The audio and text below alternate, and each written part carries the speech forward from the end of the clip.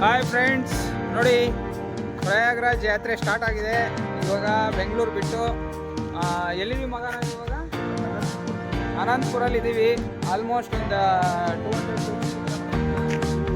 380 kilometre ಬಂದಿದ್ದೀವಿ ಆಯಿತಾ. ಇದೇ ಥರ ಲೈವ್ ಅಪ್ಡೇಟ್ಸ್ ಕೊಡ್ತಾ ಇರ್ತೀವಿ.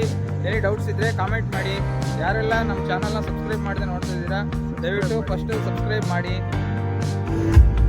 ಓಕೆ, ಹೊರಡ್ತಾ ಇದ್ದೀವಿ ಫ್ರೆಂಡ್ಸ್. ಎಲ್ಲರೂ ಚೇರ್ ಅಪ್ ಮಾಡಿ. ಮಧು ಸರ್, ಆಲ್ ದ ಬೆಸ್ಟ್. ಚೆನ್ನಾಗಿ ಡ್ರೈವ್ ಮಾಡಿ ಆಯ್ತಾ. ಜೊತೆ ಮಾತಾಡೋ ಸ್ವಲ್ಪ ಏನಾದರೂ ಹಂಗೆ.